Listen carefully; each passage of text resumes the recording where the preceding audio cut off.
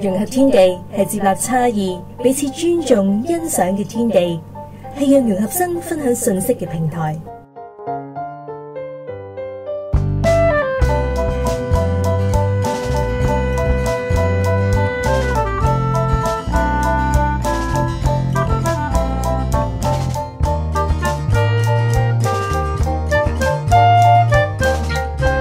歡迎大家收聽第8集嘅融合天地，我係藍藍。我哋今日咧好特別喎，我哋唔係再喺協進會入邊嘅錄音室去錄音，我哋今日咧係去咗上海度去直播呢個上海交流團嘅精華俾大家。咁我哋今日第一日咧會訪問嘅嘉賓就係子朗啦。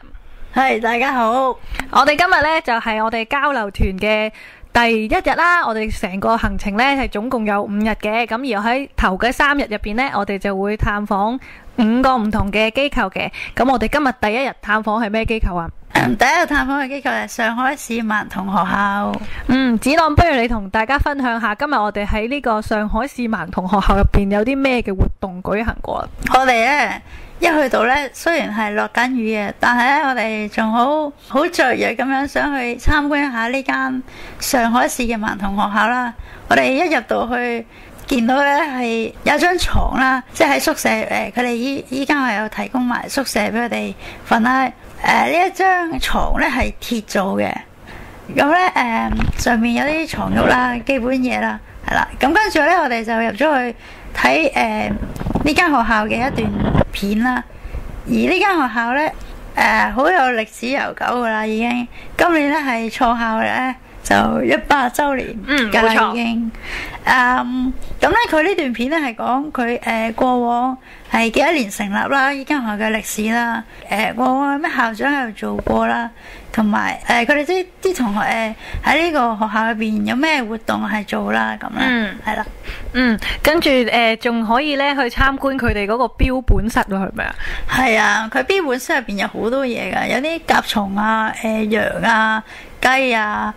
仲有蛇啊！你要同呢個聽眾講清楚，入邊嗰啲嘢係咪好似頭先嗱？如果我冇聽錯咧，係真嘅，但係標本嚟噶啦，整咗做係啦。咁咧，我哋係可以摸嘅，即係佢咧就真係喺個櫃入邊嘅。咁我哋就可以打開，咁就擺手入去摸啦。即係有好多唔同嘅感覺嘅，當然就可能有啲係有啲毛毛啦，有啲可能係鞋鞋地啦，咁係質地嘅，係啦。係啊，因為咧呢個盲童學校咧，因為100周年咧，佢做緊呢個大裝修嘅關係，所以咧唔係有好多嘅課室啊或者房間可以開俾我哋參觀。不過咧，隨團即係喺我哋呢個交流活動入邊負責同我哋作交流嘅周老師咧，都喺當中咧都好細心咁樣同我哋分享咗好多嘢。咁我都知道子朗咧，你自己都有再同周老師去有傾偈喎，你可唔可以同大家分享下你哋傾咗啲咩啊？其實咧，我同阿周老師傾咗偈之後咧，呢度嗰啲同學咧就好犀利嘅，佢哋咧又參加好多唔同嘅活動啦，有咩踢踏舞啦，咩做咩影相啊，彈琴啊，跳繩啊，我真係覺得佢哋即係比我哋香港嗰啲同學咧參加啲活動真係多元化同埋比我哋犀利啦。而我同佢仲傾過話，佢哋做啲製品咧，真係整得好靚喎。其實係咪佢哋自己整嘅咧？係啦，咁佢咧就話佢真係佢哋自己親手整嘅。嗰啲黏土人啊，整得我睇咗落去咧，覺得整得好神似啦。因為佢哋喺每個禮拜，阿周老師都話佢哋會有呢個類似試藝課咁啦，先係負責教佢哋整呢啲黏土或者關於藝術嘅作品嘅，係啦。而我自己去完呢間學校最深刻咧，就係見到呢度嘅環境咧就好優越啦，比我哋香港咧嗰個特殊學校咧就大好多倍啦，同埋有好多唔同嘅設備啊、活動啊呢啲啦。咁同埋佢哋可以參加好多唔同嘅課外活動啦，好多新鮮嘅活動，我都估唔到佢哋會去嘗試同埋參加咯。同埋呢度嘅設計係用紅磚啦，我覺得真係好特別嘅，其實都。另外呢，我都知道你同阿周芳老師可能仲有傾過，可能呢間學校入邊有幾多位嘅視障學生啊，都係比香港多好多。但係另一個情況就係佢呢都會開辦埋一啲高中嘅學校啊，咁反而呢一個我哋香港嘅融合教育呢，就可能比佢做得進步咗一啲啦，係咪啊？係啊，因為我哋喺香港嗰邊咧，就係去到中三咧，就即係初中啦，就要叫啲同學就出去參與呢個融合教育呢個計劃嘅。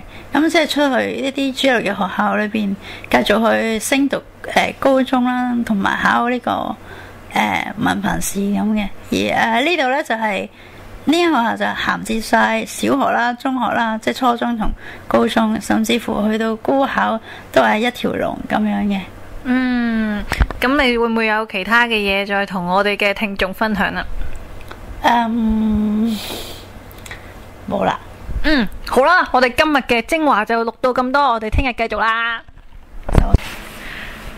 好，咁今日呢就係12月28號，係我哋喺上海交流團嘅第2日。咁今晚呢，我就邀請咗我哋另外2位嘅視障嘅參加者，同我哋一齊去講下今日嘅精華啦。第一位係卓明，大家好，我係鄭卓明。跟住第2位呢就係 Jackie。Hello， 我係 Jackie 啊。係啦，咁不如卓明你同我哋講下我哋今日第一個交流嘅機構入邊嘅內容，俾大家知道啊。好啊！我哋第一個交流嘅機構係黑暗中對話，對話嘅工作人員是 Sally Chan， 係嚟自香港，親身嚟同我哋介紹嗰個機構嘅工作。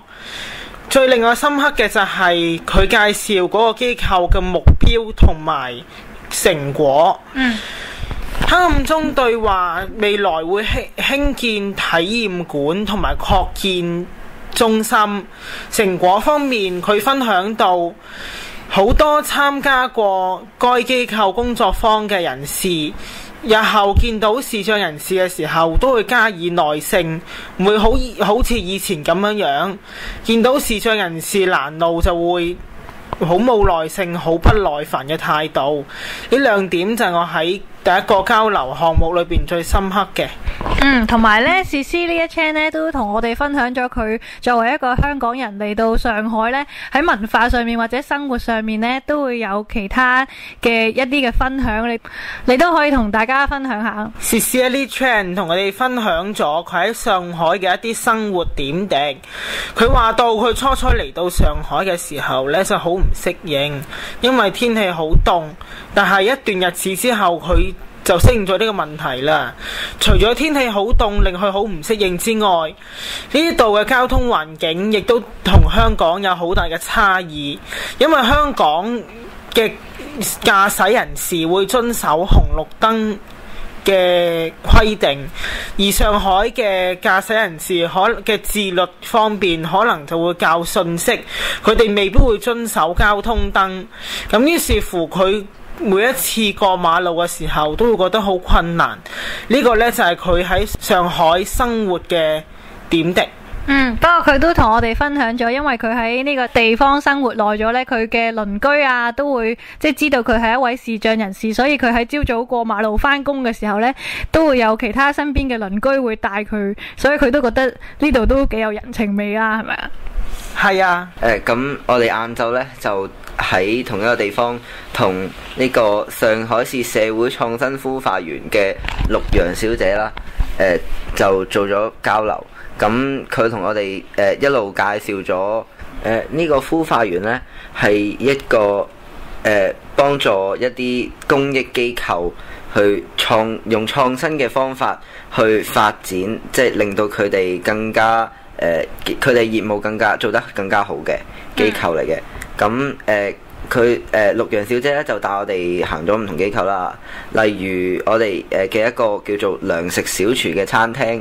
咁其實我哋今日嘅午餐咧都喺嗰度食。係啊，咁糧食小廚咧就係其中一個項目嚟嘅。咁佢就係會俾一啲就業嘅機會俾一啲智力上面有殘疾嘅人士喺入邊去有實習嘅。係啦，咁仲有冇其他？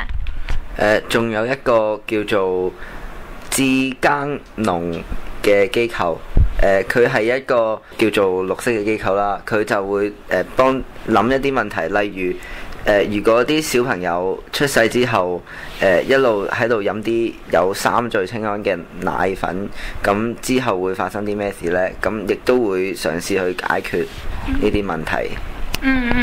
咁另外仲有一個項目同我哋做咗交流呢，亦都大家都好感興趣，就係呢個無障礙電影喎。你覺得嗰個交流嘅活動呢，你有啲咩感受啊？呢個交流活動呢，就其實令我好感慨啦，因為冇諗到即係電影都可以加一啲旁白上去啦，即係唔係演員嗰啲對白，係另外有一啲形容嗰個場景嘅對白，咁樣加上去，仲要係有一啲志願者，上海各界主要係做主持嘅志願者去錄音，亦都有唔同嘅機構無償咁去 sponsor 去資助佢哋做呢啲電影。係啊，咁今日咧，蔣主任仲同我哋咧分享咗，佢每個月咧都會翻譯一套最新嘅電影。咁如果今次同我哋去播呢套電影呢，就係《寒戰》啦。咁呢，其實都係一套仲喺香港上映緊嘅一套電影嚟嘅。係啊，咁下個月呢，佢哋仲會播呢個嘅大上海，咁我哋都好期待啦。係啊，咁其實呢，呢個蔣主任呢，仲非常之不厭其煩咁樣同我哋話，其實呢，佢都知道香港都可能有一啲都係無障礙電影咁樣，係由其他嘅機構去提供，佢都好樂意同我哋香港呢去做更多嘅交流。咁我哋今日嘅精華時間就係咁多啦。好，今日嚟到我哋第3日嘅上海交流團，今日我邀請咗子善同埋碧琪同我哋分享下今日嘅精華。Hello， 我係子善。Hello， 我係碧琪。咁我哋請碧琪呢為我哋首先介紹我哋第一個交流機構嘅內容啦。咁今日我哋第一個機構交流咧就去咗呢個聽友網啦。我哋就揾咗吳日海、張平同埋小蔡同我哋介紹呢個聽友網。咁佢哋就講咗佢哋好中意玩呢個電腦遊戲啦。咁但係因為佢哋係睇唔到嘅關係啦，佢哋就諗辦法去令到啲失明人士都可以去玩到電腦遊戲嗰啲 online game， 所以咧佢哋就去好用心去創作咗啲電腦遊戲啦，例如咩《三國風雲》咁啦。呢個遊戲呢，咁佢冇畫面嘅，但係佢有聲啊，嗰啲譬如入邊都有啲嗰啲三國嗰啲人物啊，跟住佢哋喺度打打殺殺啊，咁佢哋就係靠呢一把聲同埋裏邊啲指示呢，就去玩呢啲電腦遊戲。咁而呢個吳日海呢，佢都佢哋玩呢個電腦遊戲啦，都好勁嘅。佢曾經呢都贏過啲世界級嘅人馬嘅，咁嗰啲人呢，都係健視人士嘅，所以佢都真係好犀利嘅。好啦，咁我哋請子善去分享下第二個交流嘅機構啦。第二個我哋參觀嘅機構就係用心創世界。咁呢個機構呢，就係做一啲網上嘅買賣。咁佢哋就喺淘寶網上面會有嘢賣啲日用品啊咁嘅。咁佢哋成個過程呢，買嘢賣嘢或者上網擺嘢上賣，全部都係由視障人士負責嘅。咁我哋今日呢，就同佢哋嘅執行總監沈小姐一齊交流過，咁佢就講咗好多關於佢哋機構做嘅嘢啦，同埋同我哋傾偈咯。係啦，咁你哋兩個會唔會都可以同我哋分享下你哋今日交流完之後有啲咩嘅感受啊？不如碧琪先啦。我今日交流完之後呢，我就好開心啦，因為我認識到原來失明人士啦，雖然佢哋可能睇唔到啦，咁但係佢哋都可以譬如去玩電腦遊戲啦，咁就唔需要去話靠啲畫面啦，佢可以靠聲音去控制成個電腦遊戲個過程呢，就我覺得好特別嘅呢樣嘢。係啊，我仲知道其實呢，張平老師佢同埋佢自己嗰個團隊呢，都係自己去玩咗一次，然後仲再做咗一啲嘅說明出嚟呢，讓其他嘅視障人士都可以透過佢哋所寫嘅文字描述呢，去玩到呢一啲嘅遊戲。碧琪，你有冇睇到佢哋玩嗰個拳王嗰個遊戲啊？有啊，我睇到我覺得佢哋玩得好刺激啊，好精彩啊，真係唔錯。好啦，咁子善呢？我覺得上海嘅視障人士佢哋好大膽啦，佢哋可以自己組織去做一啲想做嘅嘢。咁例如佢哋中意打機，咁就整一個打機網，就俾其他視障人士一齊玩啦。咁仲有就係呢個用心創世界呢，就幫到人，又可以賺到錢啊，做到好嘢。咁就俾咗啲機會去佢哋學習，去準備將來工作一啲實習嘅機會咁啦。咁我覺得呢個機構都好有意義嘅做嘅嘢。咁我希望香港嘅視障人士又可以向佢哋學習咁啦。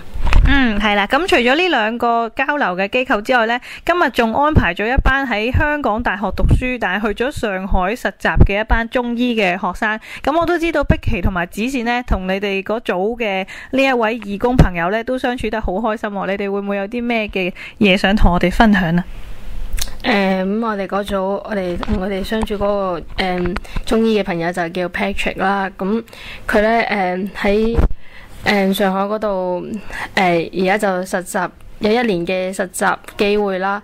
咁即係同佢傾開咗偈，就知道咗原來即係大陸讀中醫嘅情況，譬如佢哋有讀中醫裏邊咧都有讀西醫嘅嘢啦。咁大陸可以中西合璧咯，如果醫病嘅時候，等等呢啲嘢，所以對中醫都有少少嘅認識。